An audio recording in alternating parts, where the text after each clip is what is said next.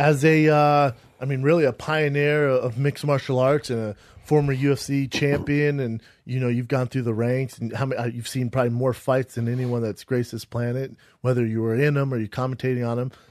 Do you see a change in the UFC after being bought out by WME? You know how now you'll see like GSP, who hasn't fought in forever, he gets a title shot. You see a guy like CM Punk comes from WWE, but he's a huge draw, and now he's going to fight in the UFC. Does that bother you as a purist or a guy that's kind of paid his dues or anything like that? Are you cool with it? I'm totally cool with it as long as it's not too much. CM Punk totally get it. Brock Lesnar, look what he did, 1.6 million pay-per-view buys, right? Yeah. He was the first one to break that barrier. So they knew it was happening. That would be gold. So having CM Punk, but I think he was separated too long from the WWE to get those kind of numbers. Yeah. It would have been better if he would have straight from the WWE, boom, like Brock Lesnar did, fight. And I can understand, with McGregor, with Bisping, people going, it's not honest. Yoel Romero should have gotten that shot. Yeah, but I can understand this. I mean, because he's the champ. He did beat Anderson Silva. People go, no, but he didn't. He beat him. If you look him up, he beat him. Yeah, that's it. And I thought actually he beat him as well. Too. So and then Luke Rockhold. Then Henderson. And Dan Henderson, they were already complaining. Yeah. And I say, why would you be complaining? This is probably Dan's last fight. He deserves it to have a title shot. Bisping deserves it to have a title shot. Let's do it. Yeah, it sucks for Yoel Romero right now because you're going to have to wait. But, that's what you do as a fighter. I didn't have a long time title fights until I started getting vocal in Pride Fighting Championships. And in Pride, Pancras. And in Pancras, it was different. Like, in Pancras, you win the title, and then your next two fights are non-titles. It's really weird. You just fight guys. Why? I have no clue why. Otherwise, I would be like a 13-time world champion. 15-time world champion. But wait, belt, was your belt still on the line? No, the belt is not on the line. So it's no title fight. So it's really weird. I guess when he would win, then he is first one in line to challenge you. And then I would go, yeah, but give him the belt. He beat me, right? Yeah. I mean, why would it? If I fight for a belt, it would always, for me, should be a title fight. Whether we're fighting for the belt or not, I want to win. Always. So if I would lose, I would rather give the belt to him. I say, well, you get it. I'll come back to get it. Did you ever lose one of those fights? No. I won. So it doesn't really matter. Didn't lose in my last 22. So I went out on top. You know what I'm saying? So you're 22 world time champ. You know what I'm saying? Like that's cool. How it works, man. I don't care what they say. That's how it works. You see, I should start changing that now. Put it underneath Bas Rutten. Yeah, man, I'll be your PR guy. 22-time world champion Bas Rutten. That's how I'm going to introduce you from now on. How funny is that? Yeah, it's works. It's weird, but with the UFC, as a purist, I understand how Yoel Romero and the rankings guys get upset. But I also, from the UFC standpoint, I get it because that's what sells. Like Yoel Romero versus Bisping, they're not going to get that many pay-per-view bites off that, but they will off George St. Pierre versus Michael Bisping. Yeah, and now I want to know. For me, that's the question. Why did GSP come back? Did he come back? First of all, I think it's the money is McGregor. That's what I think. Oh, hey, there's big money to be made. Maybe his money starts going down a little bit. He thinks, I feel great, and let's just fight. That's a big fight. Or does he want to have two belts in two different weight classes as well? Because what if he beats Bisping? Is he going to fight Romero? No way. That would be that's what I'm thinking. Not a chance. Yeah, so then I think he maybe drops to 170 and goes for that title. Yeah, and if Woodley Styles the belt, that's maybe a better matchup.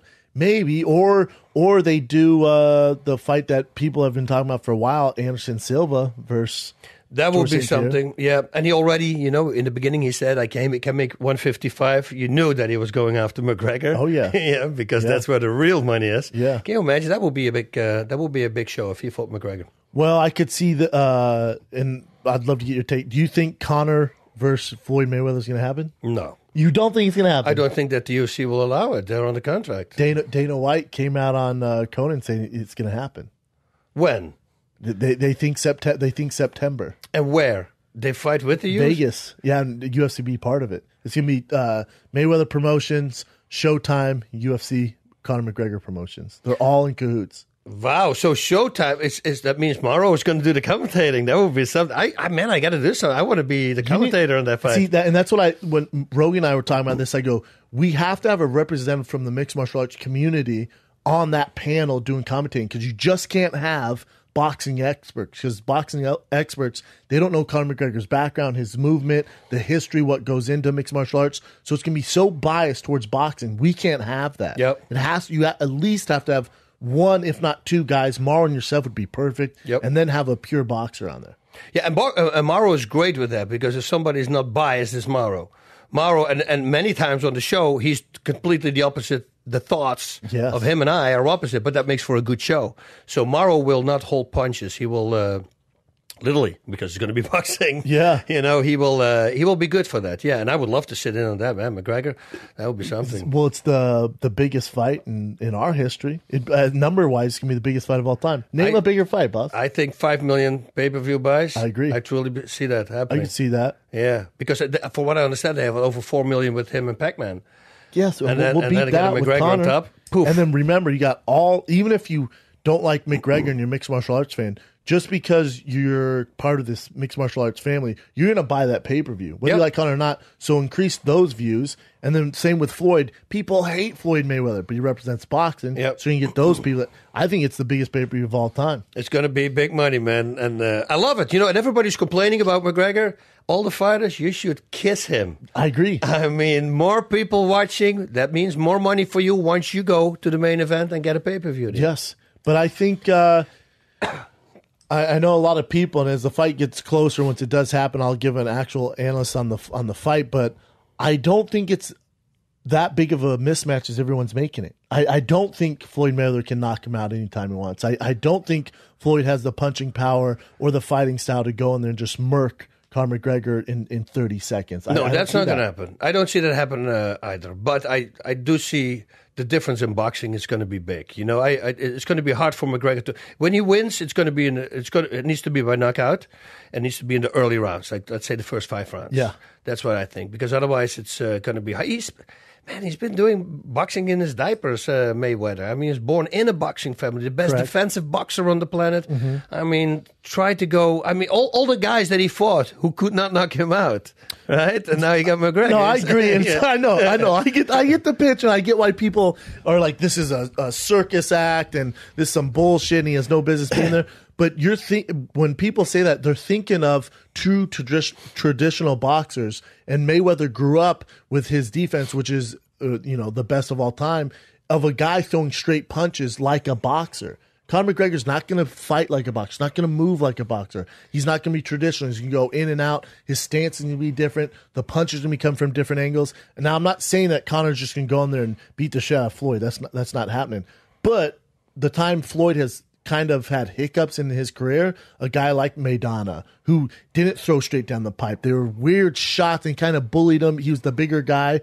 Conor's way bigger than Floyd, man. He's a lot bigger. Taller, better reach. Yeah, he's got to, plus, have to harder understand hitter as well. Who do you rather fight? Now you're going to have to fight next week. You're going to have to fight for some, I don't know why, but you're going to have to fight. You fight rather Fedor or Emelianenko, or you fight a guy who pretty much nobody knows. Yeah. You fight Fedor, right? All day. Because if you fight a guy there's no way you can lose to that guy. Yeah. You'd rather lose to Fedor. Hell yeah. Right? Yeah. So for McGregor, for Mayweather, he's going to get a lot of pressure in that fight, because everybody will tell him, oh man, this is an easy fight. You got to knock him out. That's the only thing he's going to hear in his entire training camp. And I'm telling you, once you get up, all those voices that are talking, man, they put a lot of pressure on your shoulders, and that might work against him. I agree. And I think, the odds that came out, he's like a 12-1 favorite, which is huge. Yeah, that's crazy. It's huge. So he's 12-1 favorite. For Conor, for the mixed martial arts community, we got nothing to lose. No, I don't think Floyd's going to knock him out. I think Floyd wins in like a decision, 12 rounds. Cool, that's your best ever. Yeah. Our guy doesn't even box. He went 12 rounds of the best ever. Yeah. And he made $100 million. Yeah. We're going Sizzler. We're good. No, he's got no pressure going in. And you'll see it in many times this happens. When you have a main event, the last minute is a change. When the guy jumps in, there's no pressure for the guy. Yeah. And then he beats him. Seth Petrozzulli. Yeah, against Kimbo. Yeah, your boy Kimbo. That's right.